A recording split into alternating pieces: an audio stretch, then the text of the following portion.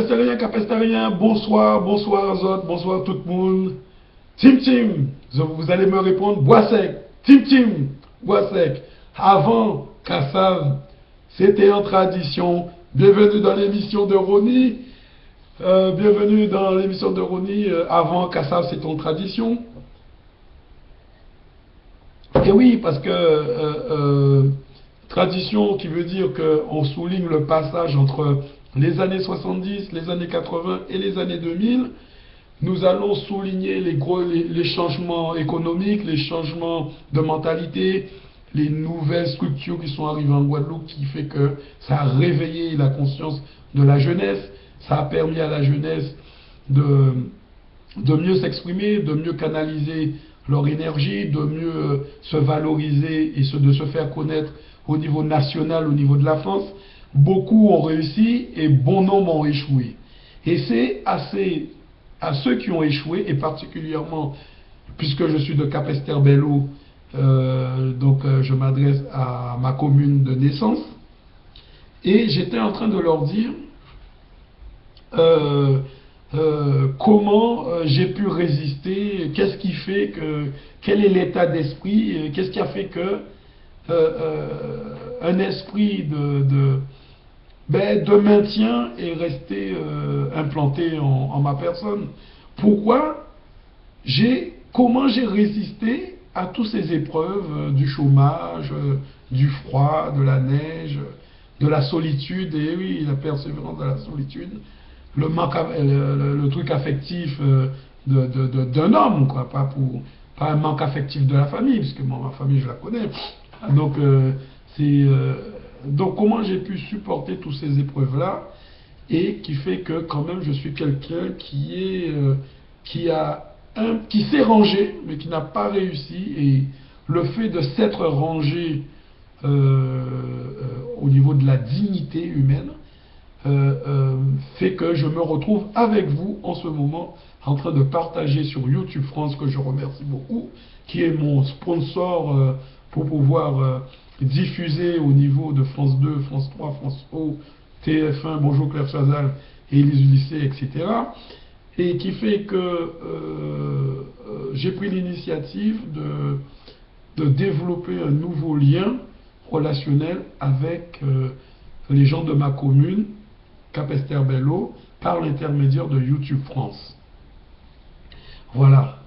Donc, j'étais sur une ligne de réflexion sur la question que vous pourriez me poser, mais René, mais qu'est-ce qui fait que, pourquoi tu n'as pas basculé dans la haine, dans la vengeance Oui, j'étais en train de vous dire que c'est banal. Et ça a son pesant d'or, mais c'est des déclencheurs c'est les annonces, c'est des petites annonces à la NPE d'offres d'emploi qui fait que si vous êtes quelqu'un de bien, vous êtes brisé. Et généralement, nous sommes des gens bien, qui que ce soit, quel que soit, nous sommes des gens bien. C'est-à-dire que nous reconnaissons, lorsqu'une annonce, une offre d'emploi nous accuse notre conscience, nous reconnaissons que soit nous n'avons pas cette compétence-là, et il y en a qui vont faire du forcing, il y en a qui vont truquer leur CV, parce que c'est bien ce qu'ils font, mais en même temps, c'est une réaction qui est tout à fait normale, de truquer son CV pour avoir accès au poste demandé. Bon. Parce qu'en réalité, les postes demandés sont de leurs compétences. Mais on a mis une grille d'annonce, c'est une grille de filtrage, de sélection, une grille de sélection, qui fait que on a du mal à briser cette grille-là. Ne pas laisser cette grille-là rentrer dans notre conscience et abîmer notre conscience et nous faire perdre l'estime de nous-mêmes, nous accuser mentalement, alors qu'avant, dans les années 88-89, comme je le disais à mon arrivée en France, les entreprises ne demandaient aucun CV, ne demandaient aucun diplôme, ne demandaient aucune compétence, mais offraient des postes parce que l'ANPE n'existait, mais ce n'était pas aussi prononcé sur les terrains des entreprises. Et sans Védizote,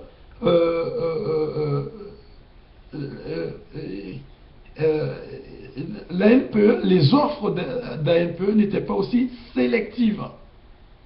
Comprenez-moi bien, dans les années 88-89, aussi sélectives. Elles ne demandaient pas autant de compétences, autant de machins, etc. Donc on avait tous nos chances de réussir. On avait tous nos chances.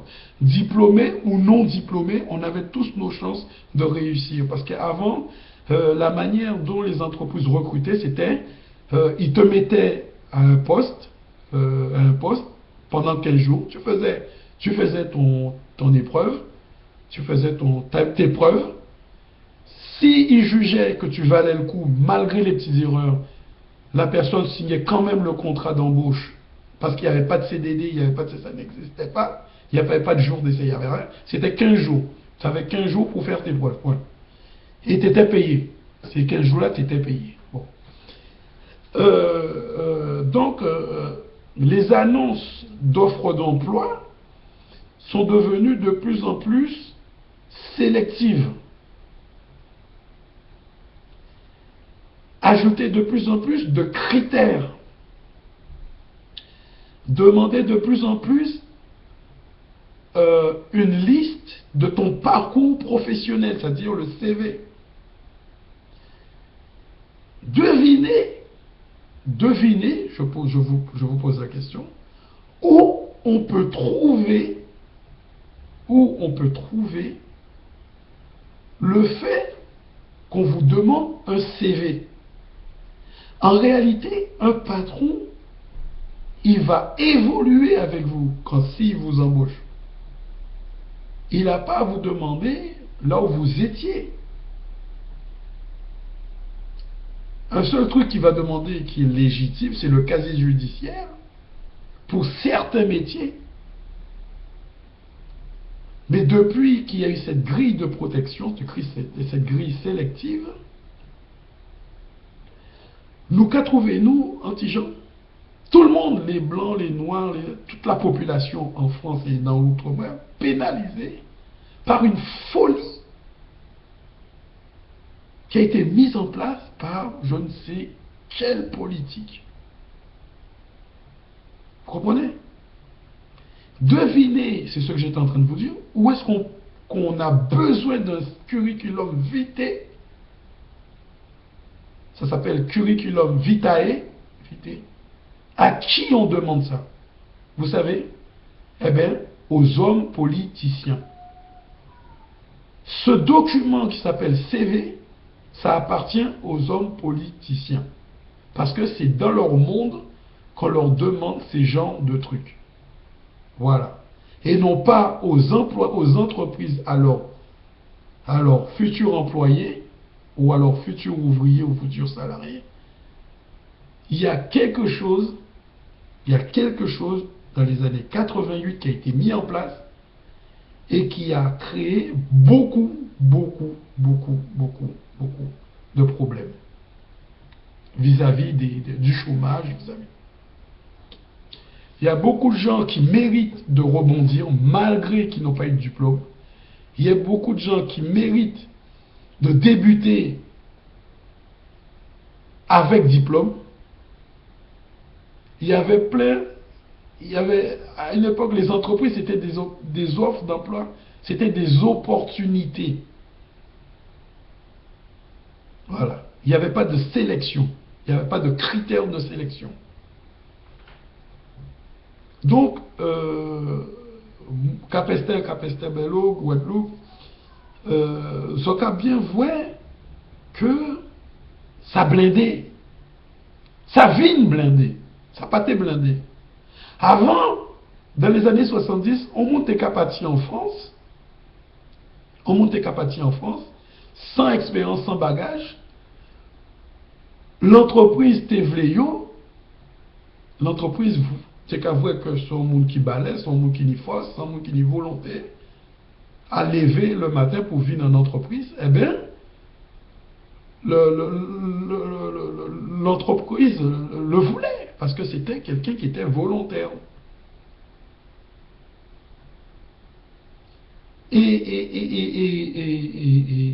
la personne était formée sous le patronage d'un ancien. Ça, c'était les anciennes formes d'embauche à l'entreprise. On ne demandait pas de CV, mais grand maximum, on demandait, après embauche, de donner soit le certificat de CAP, ou soit le fait qu'on a exercé dans tel métier, qu'on a fait préparation dans ce métier-là, ou l'entreprise propose de vous former avec le patronage d'un ancien. Voilà. C'était ça qui était dans les années 70, fin des années 80, et à partir des années 90, les choses sont devenues très sélectives, très blindées, très intellectuelles, très accusateurs, ça accusait la conscience, mais ça décourageait beaucoup de gens, hein, beaucoup de jeunes, beaucoup de personnes fragiles, hein, des annonces, des offres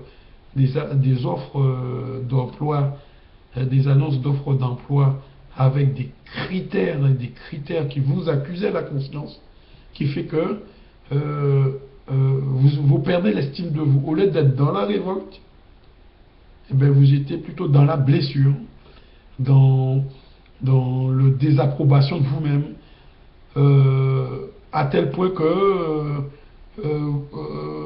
vous ne rêviez plus de votre métier, mais vous vous cantonnez à accepter n'importe quoi pourvu que ça fait tout, ça vous donne une paye. Je suis devenu comme ça, et je suis resté comme ça, et mes rêves, mes capacités, mes potentiels, ce que j'aurais pu faire, même sans diplôme, on m'aurait donné ma chance dans mon secteur. Je pense que je me serais retrouvé face à mes convictions, etc. Mais bon, c'est vrai que je traîne, c'est les annonces d'offres d'emploi. En réalité, ça paraît anodin, mesdames et messieurs, capesteurs, même la France, ça paraît anodin, mais c'est quelque chose qui vous tue le mental. Et c'est banal, c'est imperceptible. Ou ne peut pas voir que c'est... Ou ne peut pas voir que lorsqu'on rentre dans l'agence ANPE ou en mission locale, lorsqu'on lit un journal, ou qu'on regarde les annonces d'offres d'emploi, mais où j'ai dégoûté la même, demandez même pourquoi on dégoûté, mais où j'ai dégoûté la même.